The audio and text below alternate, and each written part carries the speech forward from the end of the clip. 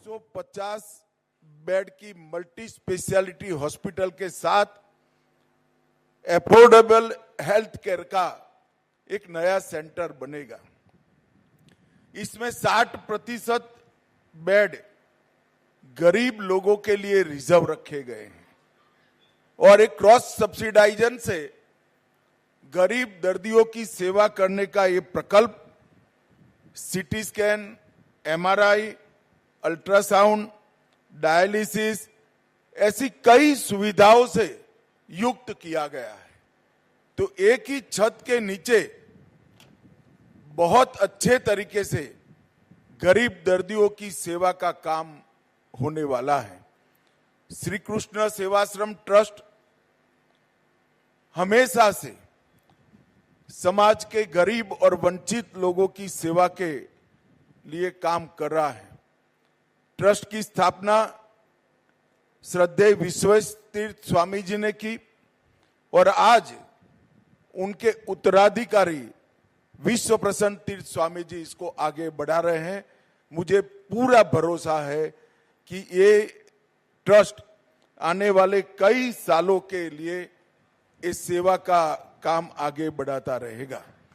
यहाँ पर Shri Krishna medical centre, Shri Krishna नेत्रालय, श्री कृष्ण दंतालय, श्री विश्व प्रसन्न तीर्थ मेमोरियल क्लिनिक यहाँ पर स्थापित किया गया है और मैं मानता हूं कि बेंगलुरु के अंदर सभी गरीब लोगों के लिए इससे अच्छा उपचार का केंद्र कभी नहीं बनेगा।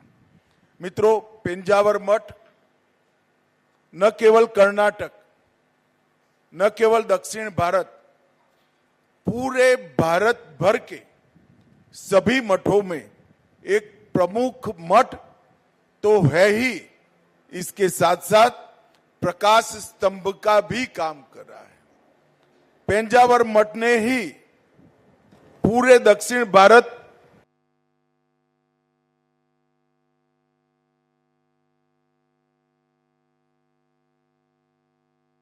बेंगलुरु में अस्पताल का उन्होंने उद्घाटन किया है और फिलहाल एक सभा और हिंदुत्व का, सनातन धर्म की सेवा, इस सभी प्रकल्पों को लंबे समय से जारी रखकर पूरे देश में एक सम्मानीय स्थान प्राप्त किया है।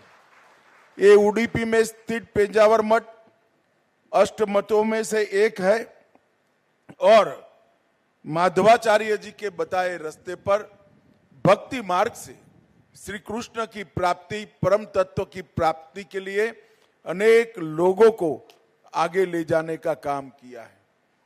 विश्वेश्वर तीर्थ स्वामी जी एक ऐसे संत में थे जिनकी जोड़, जिनके जैसा संत मिलना आज के समय में बहुत कठिन है, इतने उच्च कोटि के संत। मेरा भारतीय जनता पार्टी के राष्ट्रीय अध्यक्ष बनने के बाद विश्वेश्वर तीर्थ स्वामी जी से निकट संबंध आया और मैंने नजदीक से देखने के बाद हमेशा पाया कि वो हमेशा समाज के लिए, धर्म के लिए और संप्रदाय के लिए ही जिए। सिर्फ 8 वर्ष की आयु में संन्यास लेकर पूरा जीवन, 8 दशक का जीवन अध्यात्म को समर्पित किया।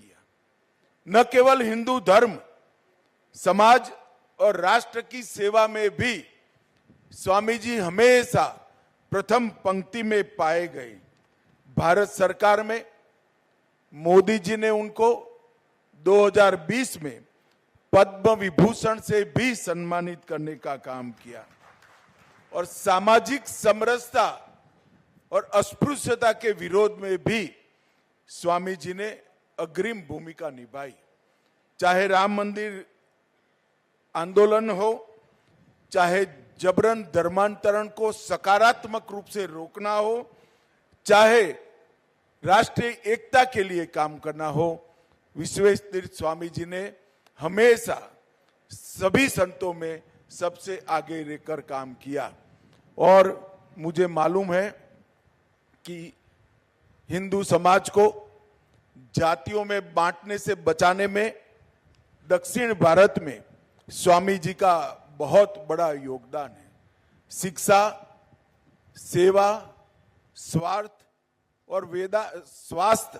और वेदांत का प्रचार, ये चारों विषयों में इन्होंने पूरा अपना जीवन वो लगे रहे और धर्म की शिक्षा को आधुनिक शिक्षा के साथ जोड़ने का काम भी स्वामी जी ने किया।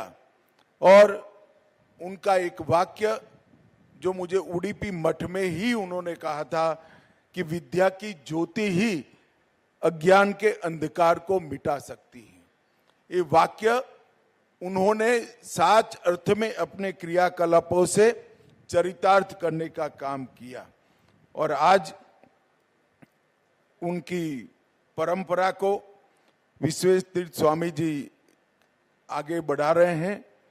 मैं इतना जरूर कहना चाहूंगा कि उडुपी मठ से देश को बड़ी अपेक्षा है। अभी जिन लोगों ने राम मंदिर में रामलल्ला का प्राण प्रतिष्ठा महोत्सव देखा होगा, उन सभी को मालूम होगा कि उसमें प्राण प्रतिष्ठा की सभी धार्मिक क्रियाओं में पेंजावर मठ का, उडुपी मठ का बहुत प्रमुख योगदान रहा।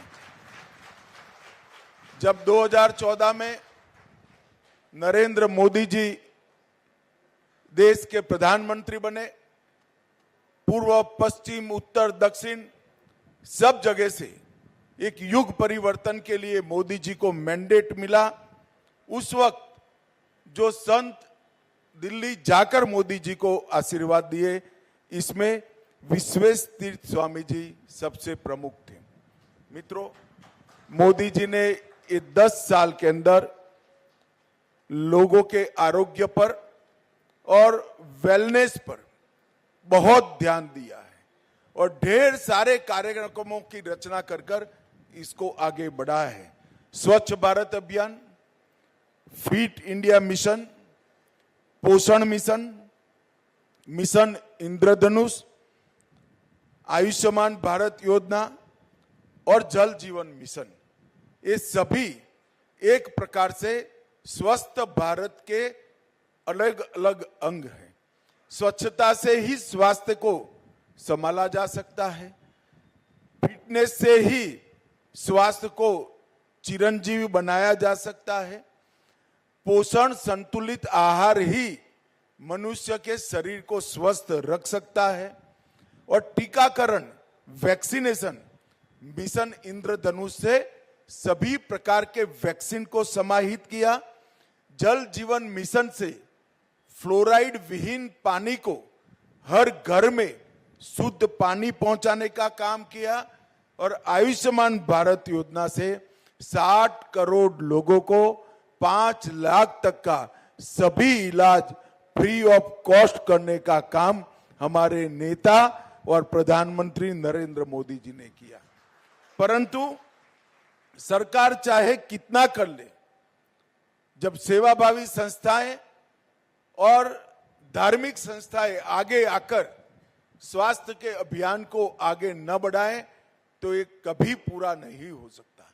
आज स्वामी जी के स्मृति में जो अस्पताल बना है वो भी समाज को स्वस्थ रखने में बड़ी भूमिका निभाएगा। मैं फिर से एक बार स्वामी जी का धन्यवाद कर मेरी वाणी को विराम दूंगा। भारत माता की जय।